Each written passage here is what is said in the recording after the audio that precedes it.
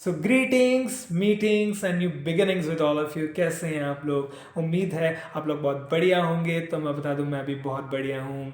ठीक है जी। तो ये एक डेडिकेटेड वीडियो है, बहुत रिक्वेस्ट के बाद आ रही है ये वीडियो कि अकाउंटेंसी में कैसे स्कोर कर सकते हैं exemption with in your 1 month. ठीक है, अगर आपके पास अब 1 मंथ है या फिर आपके पास थोड़े से एक्स्ट्रा दिन होंगे, ठीक है, तो कैसे स्कोर कर सकते हो एक एग्जाम्शन, है ना। ये बात तो हम सुनते आए हैं कि भाई अकाउंटेंसी में मॉडल फॉलो करनी चाहिए, जो कि मैंने फॉलो करी। पर कहाँ कहाँ एमटीपी की ज़रूरत है, किस किस चैप्टर में आरटीपी की ज़रूरत है, कहाँ कहाँ आपको ट्रू फॉल्स बैक क्वेश्चंस करने की ज़रूरत है, ठीक है, कहाँ कहाँ कई प्रीवियस ईयर क्वेश्चन पे आने की ज़रूरत है, ठीक है। आपको ये इस वीडियो में पूरी डिटेल शेयर करूँगा, ठीक है। हाँ जी।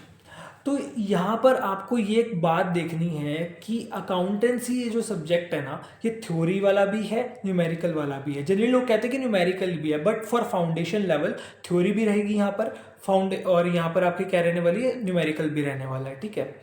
तो थ्योरी के लिए भी प्रिपेयर करना ज़रूरी है, बट फॉर नाउ अभी करोगे तो ज़रूरी नहीं है। लास्ट में जाके भी थ्योरी प्रिपेयर हो सकती है। मैंने भी लास्ट में जाके की थी। और आपको एक मज़े की बात बताऊं कि एक दिन पहले अकाउंटेंसी की जो मैंने एमसीक्यूज करके गया था ना पेपर के, जो आपके बैक क्वेश्चंस थे ट्रू फॉल्स वाले, सॉरी एमसीक्यू नहीं, तो वो ही रिपीट हुए से सारे के सारे ट्रू फॉल्स। तो मॉड्यूल को फॉलो करना for theory, for true false बहुत ज़्यादा ज़रूरी है। उसके बैक क्वेश्चंस देखना बहुत ज़्यादा ज़रूरी है, क्योंकि एग्जैक्ट क्वेश्चन, चेपे हुए क्वेश्चंस आते हैं। अगर मैं करके ना जाता तो मेरे 66 आए थे अभी अकाउंट्स में, तो 66 से बहुत ज़्यादा कम हो जाते, ठीक है।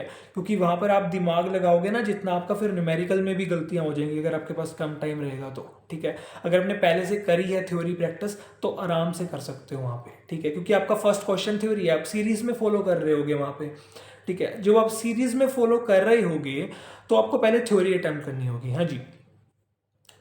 तो अब जब आप जाओगे आगे, आगे हैं न्यूमेरिकल के क्वेश्चंस। अब कहाँ कहाँ आपको मॉड्यूल पे स्टिक रहना है। बीआरएस जो आपका चैप्टर है, मैं बीआरएस में पूरा मॉड्यूल पे स्टिक था, कोई एक्स्ट्रा क्वेश्चन नहीं करे। इन्वेंट्री वैल्यूएशन आपका जो था बिल्स ऑफ एक्सचेंज वाला, ठीक है, अकोमोडेशन बिल्स वाला टॉपिक था, पूरा मॉड्यूल पे स्टिक रहा, ठीक है। मॉड्यूल पे स्टिक रहने की वजह ये है कि डायरेक्ट क्वेश्चंस वहीं से आ रहे हैं, डायरेक्ट मिलते जुलते क्वेश्चंस ही आ रहे हैं, बस फिगर चेंज हो रही है, नंबर्स चेंज हो रहे हैं। नहीं तो भाई क्वेश्चन की जो वर्डिंग है, क्वेश्चन की जो प्रोसीजर है, क्वेश्चन जो चाह रहा है आपसे, वो चेंज नहीं होता पेपर में, वो एग्जैक्ट आता है for BRS, inventory valuation and for bills of exchange वाला चैप्टर, ठीक है। और मैंने थ्योरी का तो आपको बता दिया, आपको मॉड्यूल पे स्टिक रहना पड़ेगा। एंड जब आप आ जाते हो फिर अगले चैप्टर्स पे, लाइक डेप्रिसिएशन वगैरह, डेप्रिसिएशन में भी मॉड्यूल कर लोगे, इट्स सफिशिएंट। बट जहाँ पर आपको पीवाई क्यू प्रैक्टिस करनी है, एमटीपी आरटीपी फोकस पे, एमटीपी आरटीपी भी फोकस करना है। मैंने तो एमटीपी आरटीपी कुछ नहीं करा था, बट आपके लिए हेल्पफुल है। जहाँ की मैंने एनालाइज करा है कि एमटीपी आरटीपी हेल्पफुल रहेगा आपको अकाउंटेंसी में कुछ चैप्टर्स में। कहाँ कहाँ? सबसे पहले तो एनपीओ करो आप मॉड्यूल से, क्योंकि मॉड्यूल से कई बार डायरेक्ट क्वेश्चन आ जाता है, पर कई बार नहीं भी आता, जैसे सितंबर 2024 के अंदर नहीं आया, ठीक है। आपका अलग से रहेगा क्वेश्चन, कहीं से भी क्वेश्चन आ सकता है, एनपीओ के अंदर हो गया, या सिंगल एंट्री का क्वेश्चन हो गया, या फिर आपको कह लो जो आपका फाइनेंशियल स्टेटमेंट्स, ये 3 चैप्टर, फाइनेंशियल स्टेटमेंट आपका सोल प्रोप्राइटर वाली, और आपका जो रहेगा सेकेंडली ये आपका सिंगल एंट्री वाला और एनपीओ, ये 3 chapter first of all module से करें।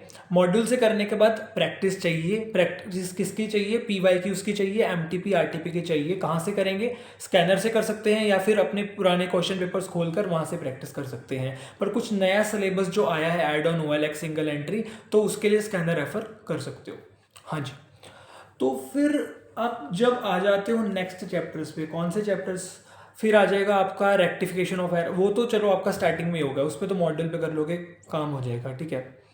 एंड देन आ गई पार्टनरशिप। पार्टनरशिप में भी पीवाईक्यू करना बहुत ज़रूरी रहने वाला है। पार्टनरशिप में भी पीवाईक्यू चाहिए, क्योंकि एडजस्टमेंट को समझना पड़ेगा। एडजस्टमेंट कौन कौन सी आ सकती हैं उसको समझना पड़ेगा। जो इंटर वाले चैप्टर्स थे वहाँ की थोड़ी बहुत एडजस्टमेंट समझें, और अपने मॉड्यूल के एडजस्टमेंट पे भी स्टिक रहें, क्योंकि मॉड्यूल के बाहर रेयर ही चांसेस होते हैं कि कोई क्वेश्चन आ जाए। मॉड्यूल पे स्टिक रहेंगे ना तो बहुत ज़्यादा हेल्प मिलेगी। मॉड्यूल के क्वेश्चन, थोड़े से क्वेश्चन है, 5-6 क्वेश्चंस रहते हैं ज़्यादातर, हर एक जो सब चैप्टर है, पार्टनरशिप का हो गया या कोई भी हो गया, 5-6 इलस्ट्रेशन, 5-6 प्रैक्टिकल, 10-10 क्वेश्चन है। रोज की भी प्रैक्टिस कर रहे हो, 30 दिन है आपके पास, हर दिन 10-10 क्वेश्चन प्रैक्टिस करोगे ना, काम बन जाएगा। ठीक है, अच्छे मार्क्स एग्जामिनेशन स्कोर कर सकते हो। ठीक है, और फिर आ गई कंपनी। कंपनी अपने कंपनीज वाला जो पार्ट है ना, उसमें कुछ नया है, बट जो पुराना है, फॉर फ्यूचर, री इशू, आपका प्रोराटा, वो आपने 12th क्लास में किया होगा। ठीक है, अगर आप बीकॉम वगैरह कर रहे होगे तो वहाँ पे भी कहीं ना कहीं आपने देखी होगी वो चीज़। ठीक है, तो अब आपने ये क्वेश्चंस को थोड़े बहुत मॉड्यूल से ही प्रैक्टिस कर लोगे, sufficient. But for bonus issue और आपका जो नए जितने भी नए टॉपिक्स आए हैं, लाइक डिबेंचर में कुछ नया अगर आया है, या फिर आपका जो बोनस इशू के अंदर आया था, है ना, तो वहाँ पर आपको करना ज़रूरी है, वहाँ पर आपको करना पड़ेगा। जो जो नए टॉपिक्स आए, अभी मेरे को याद नहीं आ रही वो चीज़ कौन कौन से का था, और भी नया टॉपिक था यहाँ पे। ठीक है, हाँ, नोट्स टू अकाउंट्स वगैरह तो वो तो पुरानी चीज़ है, पर नए टॉपिक्स जो हैं वो करने की ज़रूरत है, क्योंकि आईसीआई ने अगर अभी तक नहीं पूछा ना, अगले अटेम्प्ट्स में ज़रूरी नहीं है कि वो ना पूछे, पूछ सकता है वो क्वेश्चन।